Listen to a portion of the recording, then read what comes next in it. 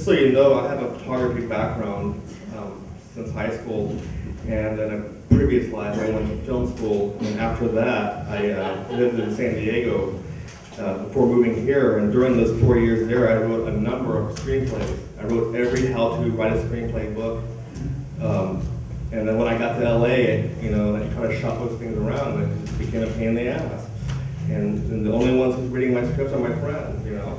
So I got to the point where, like, you know, I'll just... He's written over 18 scripts. I'll just make a movie, and that's when I started MINH. And at that point, I was so tired of writing screenplays, you know.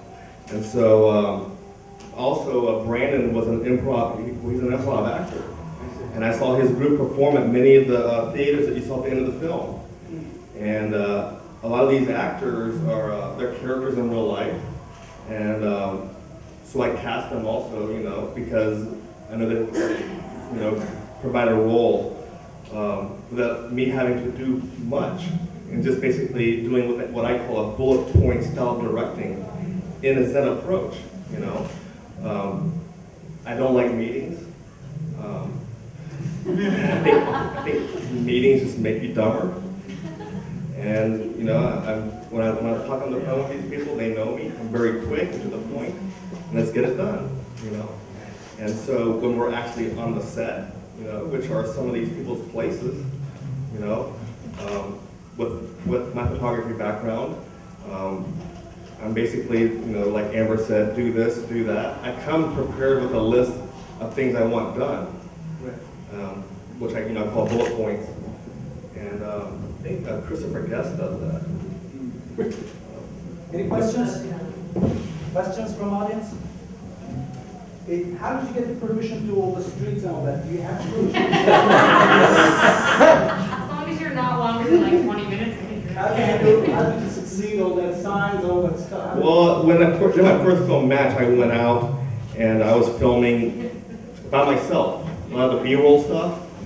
And it was just me, you know, back in my photography days. I'd go out and explore, do my photography, but this time I had a camera, a DV camera.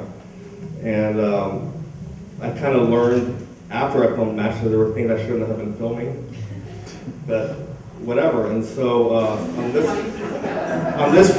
film, my approach was, if it's not, you know, if it's not broken, why fix it, you know?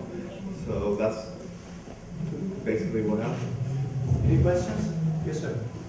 When improvising your guys' character, lady in the middle, I don't remember your name, you said you kind of drew from, what was your name?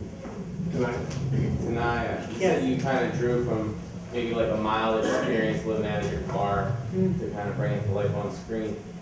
Did the rest of you draw from like any kind of situation that you might have been in, or is it all based on someone you know, or did you just like, because I know it's all improvisation, so you're kind of making it up, but did you kind of derive anything from real life experience out here in LA? That's a good question. And I'm not talking about like the horrible stuff. You know? Did you masturbate frequently every day? No, I'm just kidding. But you know what I mean. Yeah, actually, that's a good question. I just want to throw in that, like, with Tanaya's character, Eric told me the idea of the film and from some people he wanted to cast in it, and I'd known about Tanaya being briefly without a home, and I said, it'd be great if Tanaya could do that. So I don't know if that was what gave me the idea, but I knew that she would like that she had that experience. I never knew that. Tanaya's an apartment manager now. I said it'd be cool if she had to live in her car, and it worked out well. With me, it was funny because like I'm kind of, well, I don't want to say I'm playing Eric, but Eric inspired me to play that character because he's a different man now. But a couple years ago, when he was single, I seen him go on like, and like he would like instant message 20 girls in like 20 minutes, and then at least one of them would agree to come over. But he'd be like, "What are you doing now? I'm gonna come over." And he was just like fishing, you know, he could throw a line out there. And he always found someone who wanted to come over, but he was very prolific in like asking girls, "What are you doing now? What are you doing tonight? You want to come over? What are you doing?" So I kind of knew that I kind of was playing him a little bit. But you know, anyone else? Questions? Yes, sir. Someone said it was partially scripted, but What is the part of the script? Well, the end was scripted. The interchange between what Dave Daskell and Sarah, that wrap up at the end, I wrote that. There were a couple of There was a couple, I mean, my other scene was. Well, Do you have a structure throughout, which had one-liners.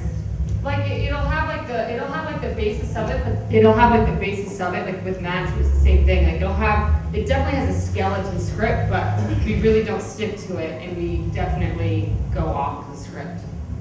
And that's usually where some of the best stuff comes. One thing that Eric does is he uses note cards, which will start filming the scene, and he'll say, talk about this, and then he'll like get an idea in the moment. He'll write on a little 3x5 note card and hand it to me and say this line. Or like at the party scene, like a lot of times in the scenes of the party scene, he would like have half the dialogue scripted, but the other actor wouldn't know what's going to happen. He would tell me, okay, go to Tanaya, and he'd give me the card, say these 3 things to Tanaya.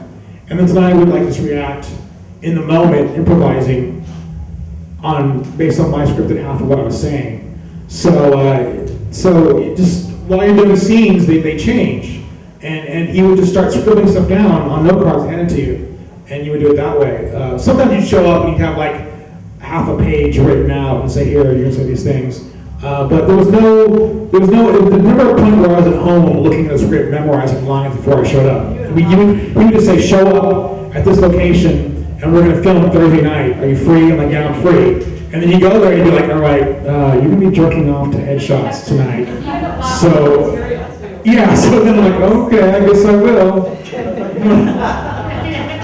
All I would hear is I'd be crying in the middle of my 3 glasses of liquor, and I'd hear, say, I'm not 40, Mom, I'm 28. Say, fucking just say that. Okay.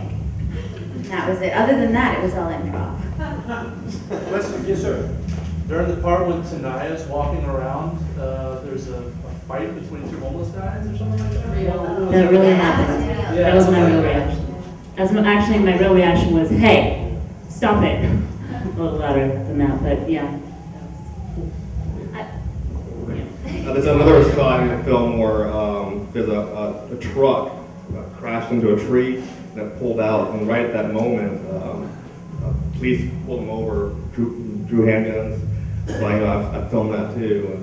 But my previous film matches a lot more of that documentary type of style in that film. Questions? Okay, so, yes, sir, please.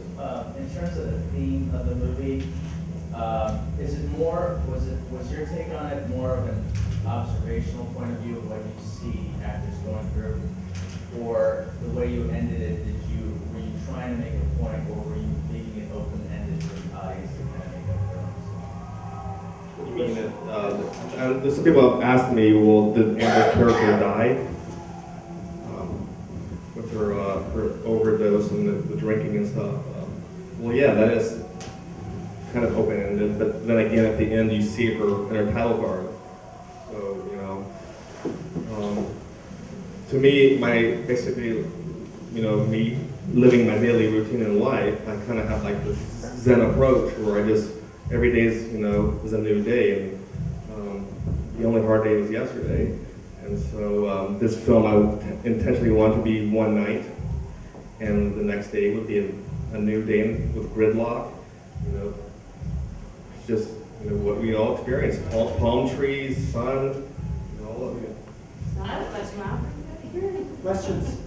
I'm going to ask Eric a question I never got the answer to. It says in loving memory at the end. What does that mean? It's the Hollywood, the old Hollywood stars that have passed on.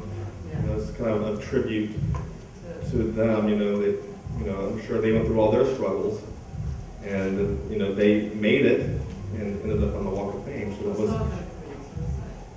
well, they've all met their reward. Any questions? Any more questions?